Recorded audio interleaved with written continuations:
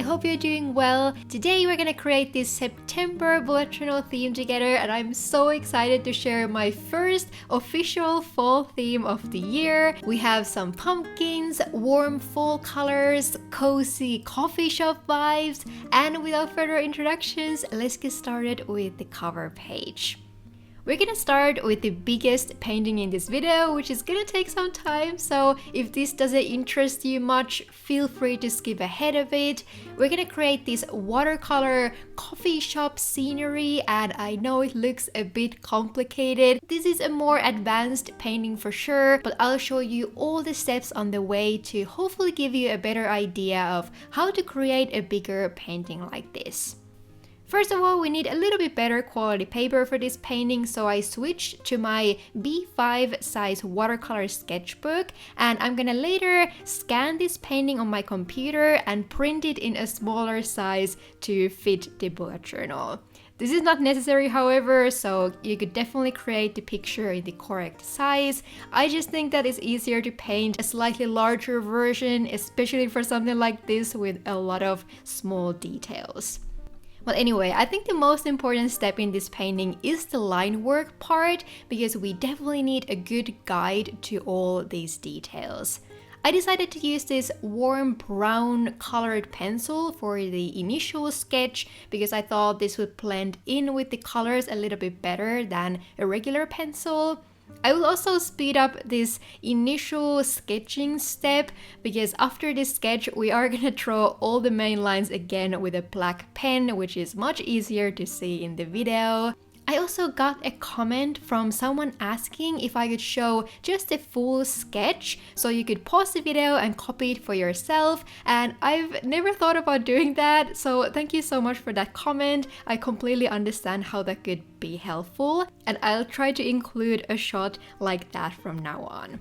But after the sketch was done, I took out the black pens and started the main line work stage. I know this is probably not the most interesting part of a painting to watch, but it is important, so I don't want to completely skip it. I was mainly using this 005 Pigma Micron, which is quite thin. I didn't want the lines to draw too much attention, so I was trying to be pretty careful here, just going over the main shapes, and I especially tried to keep the line work minimal and unnoticeable in the areas where I intended to do some highlights or just lighter colors in general. I've seen this technique referred to as the line and wash technique, where you first add the main line work and then add watercolors afterwards. If you use more pigmented paints like gouache, the outlines will likely get covered, but I've personally never had problems with regular watercolors.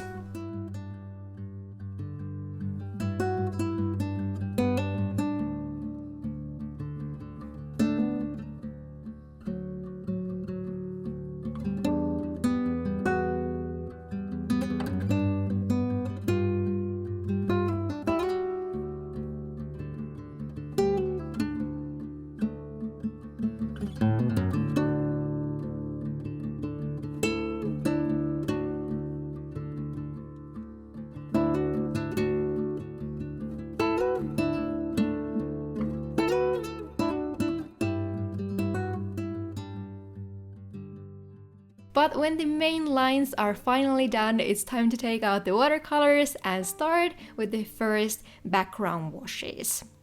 We're also definitely going to intensify some of the line work later when we get a better idea of the colors and where more intensity is required. So even if you leave things a little unfinished, it's completely okay. But now, when it comes to the colors, there are a few tones I used throughout this whole image, and I'd say that the main ones were burnt umber, burnt sienna, yellow ochre, and ivory black. I wanted the overall tone of this picture to be quite warm, very brown but neutral at the same time. So these first layers are barely visible. They're basically the color of the most highlighted areas in the picture. So the way we work with watercolors is by starting from the light tones and then gradually intensifying things and creating shadows. So it's important to have an idea of all the highlighted areas so that you don't accidentally go over something with a dark color that was supposed to stay light. We can of course add small white highlights at the end, but making any bigger area lighter afterwards doesn't really work with watercolors. Then after the first light colors, which basically just added a tiny bit of warmth to the building, I started to work on this left side here because I felt like this was kind of separate from the rest of the image and I just wanted to get it out of the way. It was also a good opportunity to have a feel for the colors without committing to any important part.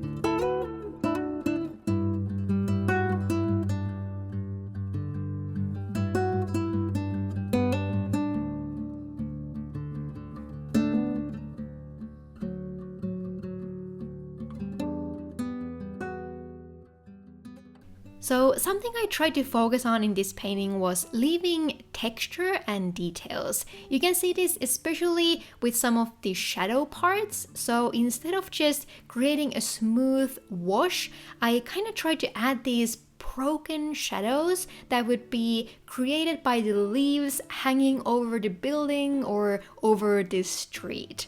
I also tried to consider how the shadows fall on this building. So for example, all the details like the lamps and the sunshade thingy, which is apparently called an awning. I've never heard that word in my life, so I hope I'm using it correctly. Anyway, all those elements create shadows here, and in general, the right side of the painting will be much darker than the left side.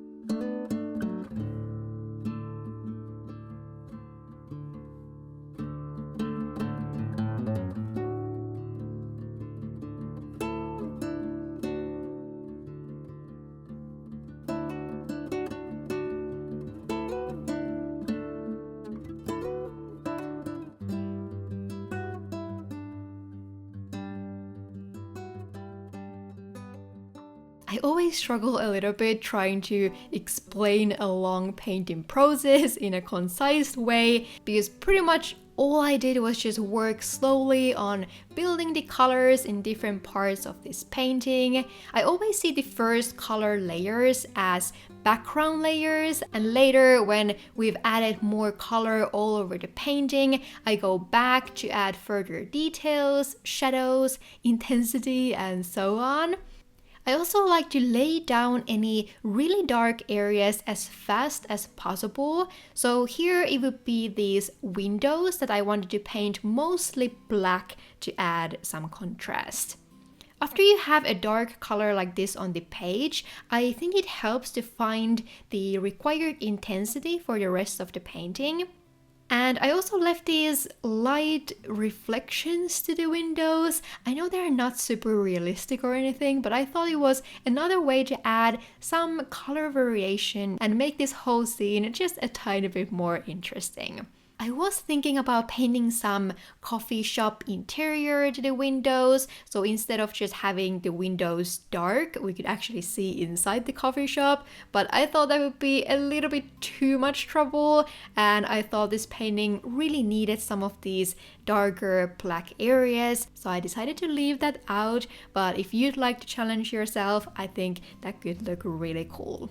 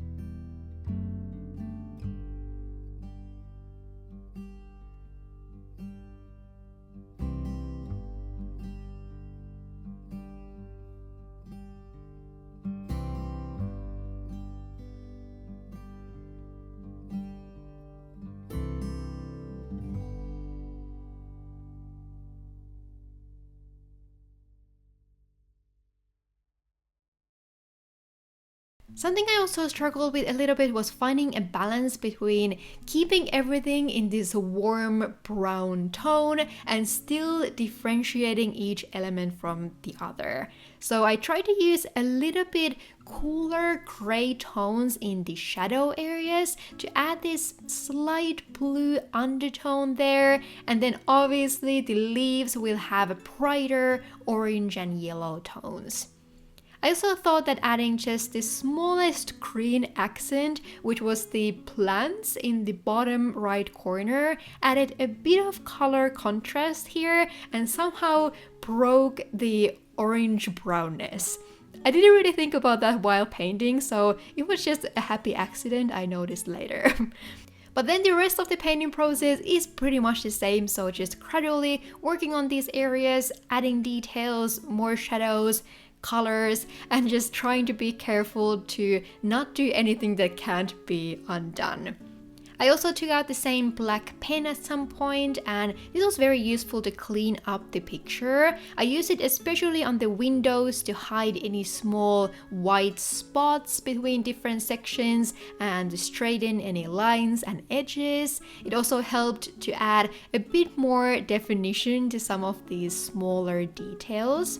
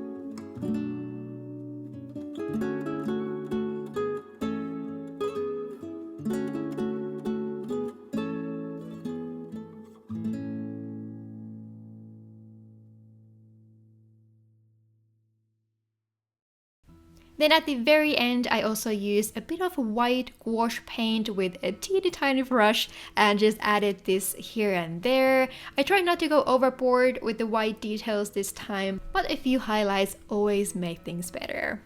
But this was all I did to this painting by hand, and now we're moving to the computer where I scanned this picture and did any final edits.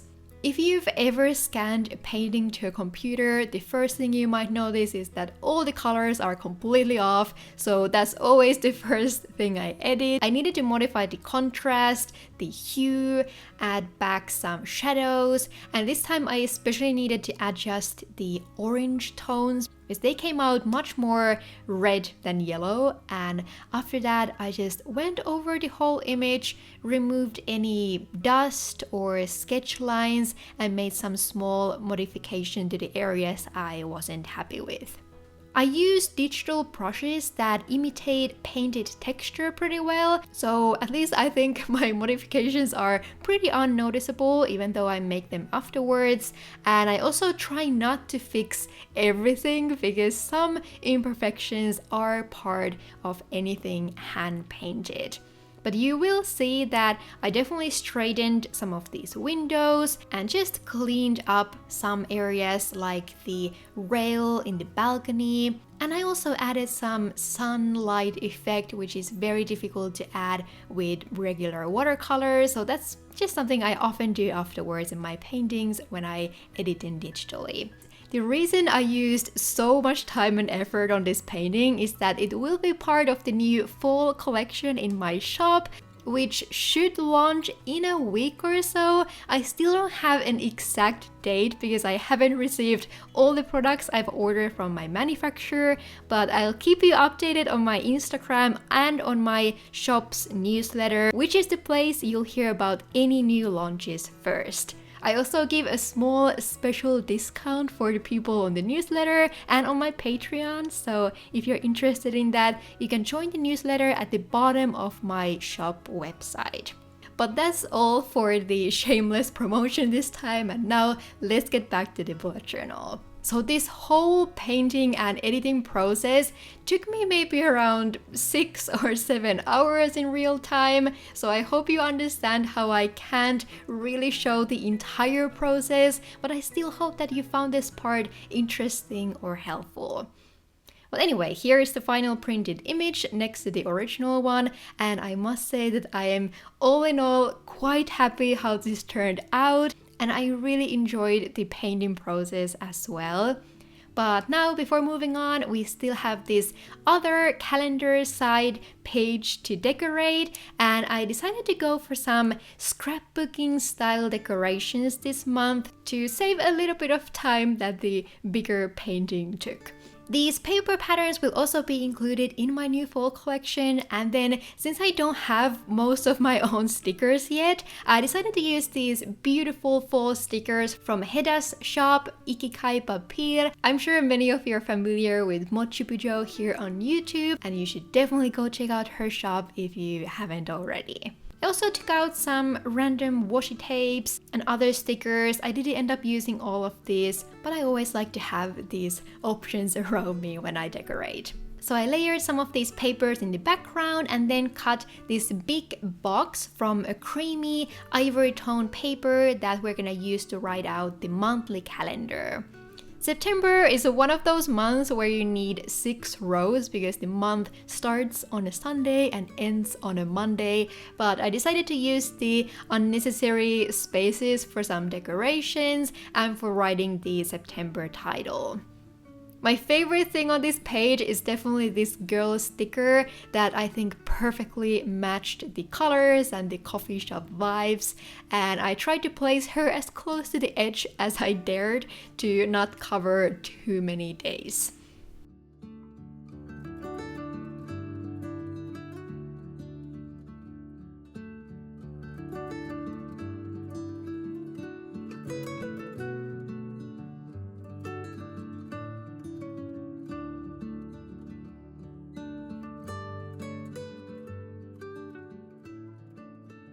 In the end, I really like how this spread turned out. This might be my favorite cover spread of the year, but now let's move on to the monthly planning. We're starting here by creating a Dutch door layout where the first spread will be for the monthly plan and the second one for a short monthly reflection. We're adding some papers on this spread too, so I started with this text scribble paper here on the right side, and then I added this slightly weird shaped craft paper bubble to the left page.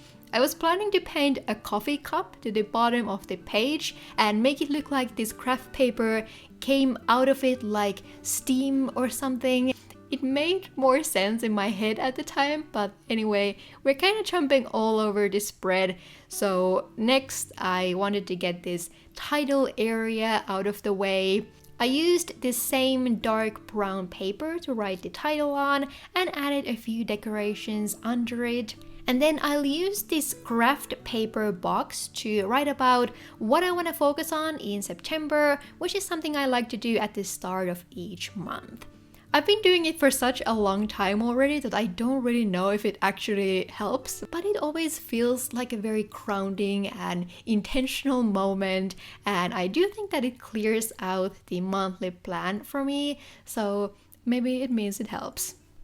After that, I jumped to this half page, and I'll use this one as a habit and sleep tracker combination. These are basically what I had separately in my previous monthly theme, and I actually really enjoyed using them, especially the sleep tracker, I'd say. It also made me realize how little I actually sleep, so I hope that continuing to track my sleeping habits will encourage me to pay more attention to it.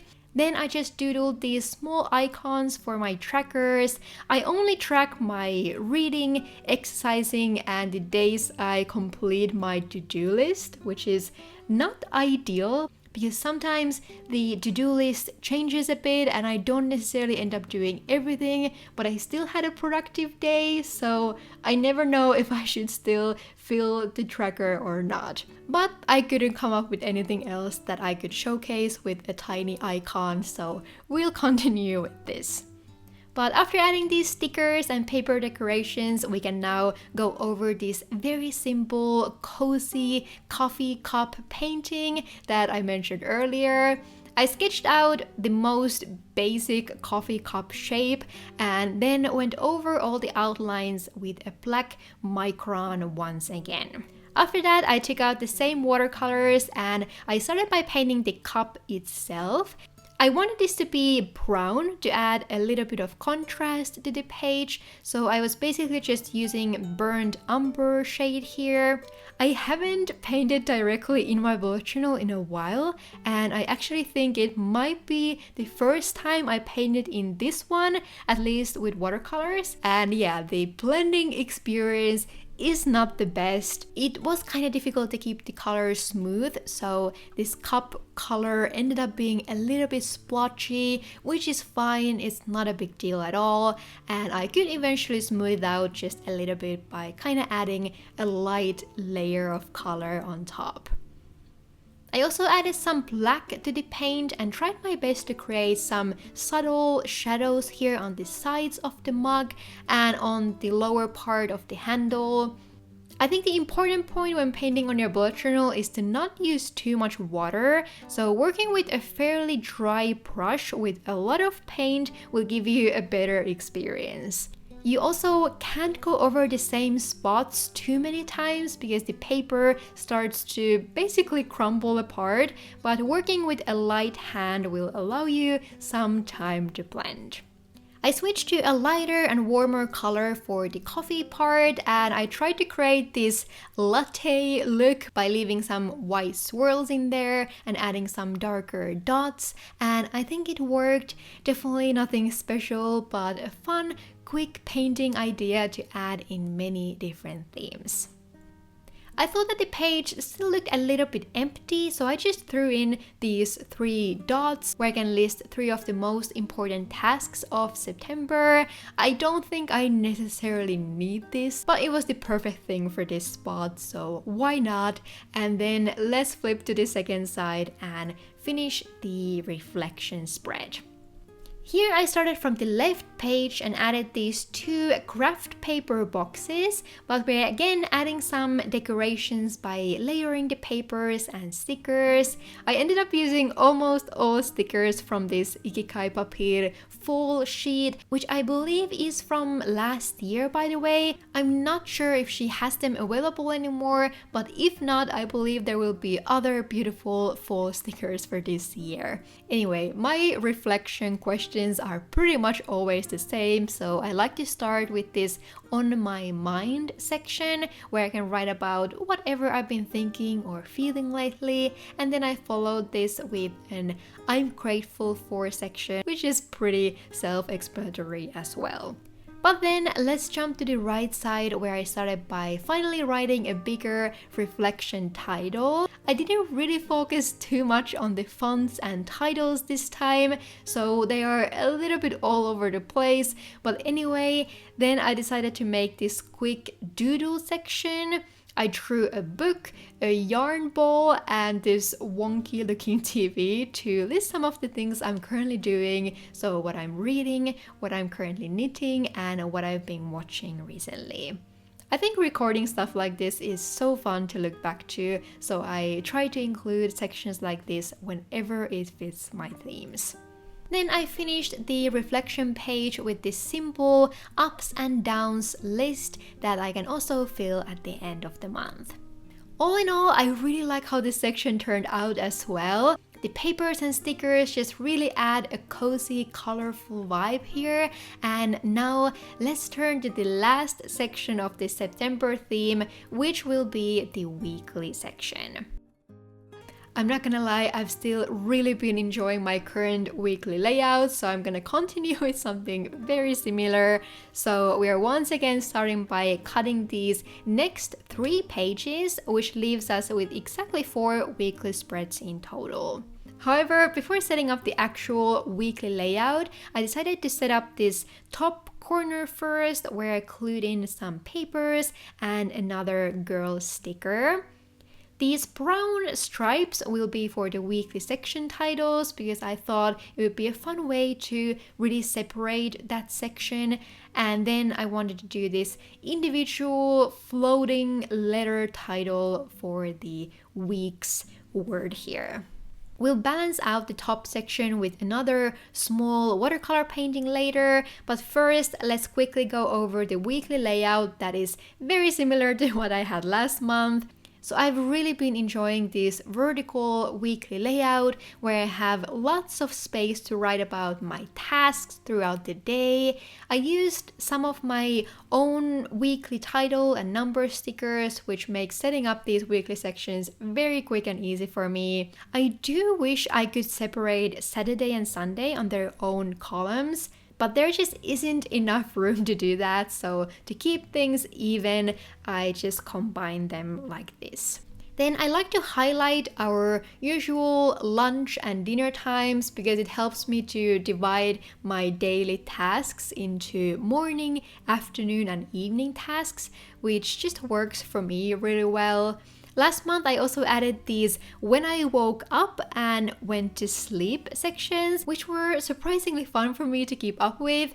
And then after all this is done, I'll probably do something very similar for the other weeks, so I'll set up those later. And now all we have left is to paint this quick pumpkin and fall leaves painting in the top corner. I started this once again with this sketch and then went over all the lines with the same thin 005 micron that I've been using for all the line work. If you want a more pumpkin heavy fall theme, you could easily just draw similar style pumpkins all over the place, but just maybe alter the sizes and shapes a little bit. You could also change the colors slightly to have some lighter or darker pumpkins to add some variation. However, I kept it very simple with these two, so I just colored them with a light, pretty muted orange shade. And then just kind of went over the gap spaces with a darker shade. I think doing this creates just a bit of dimension to the shapes and makes it look like you spent some effort, though it requires very minimal extra work. I also added a darker, warm brown color to these leaves, finished everything with some quick dots here and there, and that finally finishes our September monthly theme.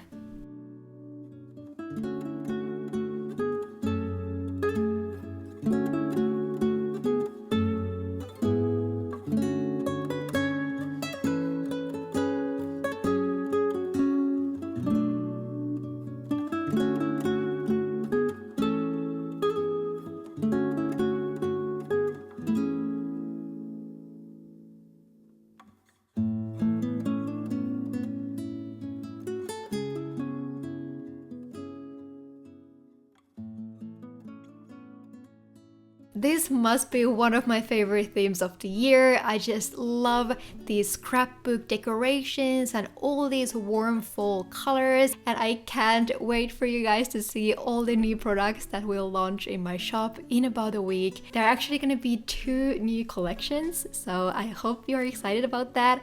But anyway, if this was your first time around here and you'd like to stay tuned for more, definitely consider subscribing. But I think that's all for today. Thank you so much for watching. I hope you're having a lovely day or night wherever you are, and I'll see you in my next one. Bye bye!